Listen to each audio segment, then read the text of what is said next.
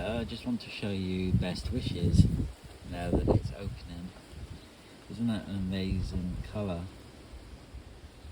And the boys are still looking really good, as well as James Galway, Autumn Fire, and Gold Bush. Here we have Chinatown, just looking stunning. What I love about this rose, Sentimental, is its change in form. It's so beautiful. And here we have a Peter Beals rose called Loyal Companion, and the Autumn Damask or Quatre Saisons. Just looking so beautiful. Loads of pink. This is a sport of Fred Loads. Very beautiful. I'm pretty sure this is a schoolgirl. It has an intense, like grapefruit or mangoes, that sort of fruity tone to it. It's very beautiful. And my Leonardo da Vinci is perking up today. He doesn't look as bad as he was, but there's still a bit of black spot which I need to deal with. And we had some rain overnight. This is Florentina. This is the Alexandra rose, David Austin. Very beautiful. And I just want to show you Leander.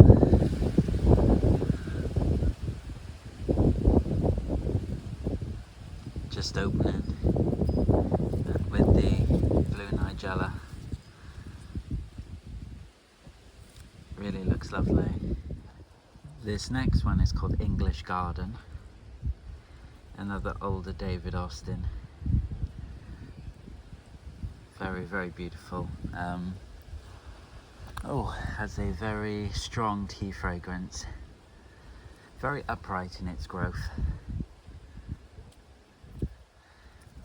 And there's the buds as they just open and they change that. They do take a little while to open. But if you can get hold of this one, I got this from Trevor White in the UK. So if you can get hold of it, I definitely get it. This next rose is called Fragrant Delight. It is very, very beautiful. It's a Floribunda. It's the most lovely colour on it. And of course it is fragrant. This next rose that's just starting to open is called Prestige. It's a hybrid between, I believe, a sweet briar and a hybrid musk. See if I can detect a fragrance with it. Maybe just a light fragrance, but I do love the colour on it. Abraham Darby, giving me another blue. Then we have Mary Rose again, Claire Renaissance, and Winston Churchill. This next rose is Charles Darwin. There's a lovely fragrance on this one. And this is one of those Finogena roses. This one is Perfume Passion. Very intense red, very deep buds. And these wavy petals, and it's actually grown to be one of my favourites, definitely. This rose is Prospero, an older David Austin rose. Has beautiful wavy petals. It's going for a sniff. Oh yes, I'd say it has a medium fruity fragrance. Kind of reminds me a lot of, I suppose, like raspberries. Then we have Gabriel Oak, which has a similar sort of fragrance, I would have said, but much stronger. And here is a early bloom of pause to give you an idea of what it looks like in comparison how it starts off. This is obviously an older bloom now, this is going over, but this one is lovely as well. This next one is Baroness Rothschild. No fragrance on this one, unfortunately. It's one of the probably few hybrid perpetuals that actually don't have any fragrance, but I still do love it. And this is a cut-in. I used to have a huge bush of this, and when I moved I took a cut-in, and this is what's left of it. And a bit of view and masquerade as it starts, and then as the bloom fades out. This next rose is a Rugosa rose, and it's called Louise Bugnut. Very lovely fragrance to this one as well. I have two Rugosa roses, but as you can see with the buds, they start off like a purple colour and they fade to this. You can still see a little bit on the undersides, but if you're looking for a very healthy rose and you live in a cold region, then definitely look at getting some Rugosa roses. They are tough, hardy, and can tolerate very, very cold temperatures. I think this is hardy down to zone 3 or 4, so you can definitely grow this in a cold area. This old rose is called Alfred D. Damas. Very, very powerful fragrance. Typically a windy day. That's what it looks like when it opens out. And this one, repeat flowers. I get a flush now and then. I normally get one about October time. So this one is definitely worth getting if you like old roses. And you can just make out the mossing on the leaves. It's this sticky resinous. It's not as bad as the other rose I showed you in my other video, the Henri Martin. This one has sticky, soft sap, so I can touch this one. And this rose here is English Miss. I just want to show you what the rose looks like in different stages, so you get this unusual effect. And obviously this is a faded out bud. It's very unusual, it's like someone sort of painted it. But this is a new one for me this year, and I do really love it. Very healthy. Here's the crocus rose next to it. And this lovely rose has just opened for me. It's new this year. It's one of those Phenogena roses, and this one's called Pear. Very beautiful and healthy. And let's give it a scent test. Oh, that definitely has a myrrh fragrance.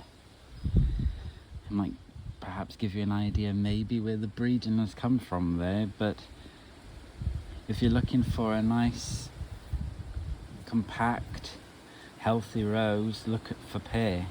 Has an amazing fragrance. It said that it had a light fragrance, but I would definitely not say that that was a light fragrance at all. That's definitely medium to strong fragrance. Here is a rose called Lambada. This is a Cordes rose, a shrub, light fragrance, very healthy and definitely one to get, that's for sure. This is Mary Evelyn, a Peter Beals rose, and this rose here is Emperor Charles. Very beautiful, intense colour. This next rose is called Corverdale. This is a David Austin rose. It has a medium myrrh fragrance, and I love how the petals sort of go in like that. and then it has a light underside. It's a little droopy, unfortunately, it does that a lot, but I still really like this one.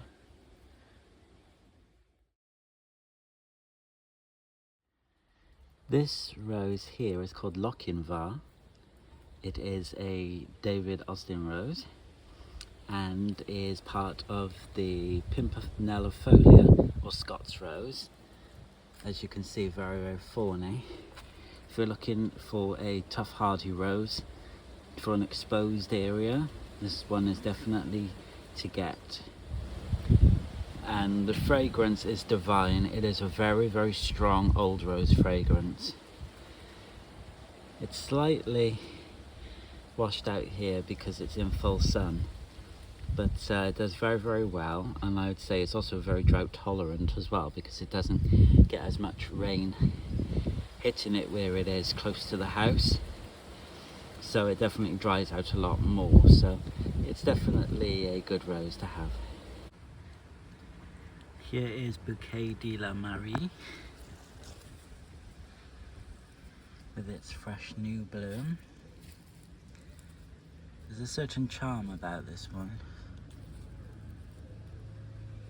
and it's also very fragrant. This rose here is Eglantine or Eglantine. Very, very healthy and very strong fragrance to it. I've had this a few years now. It's a better bloom of it. This is another one I definitely recommend for people to get. And here is Hollow Car. Very beautiful fragrance.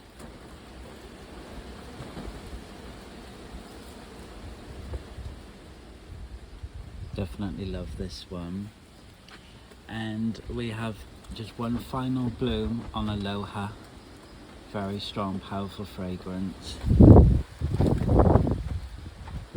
And this is what I'll leave you on. So thank you for watching, and catch you again soon. Bye bye.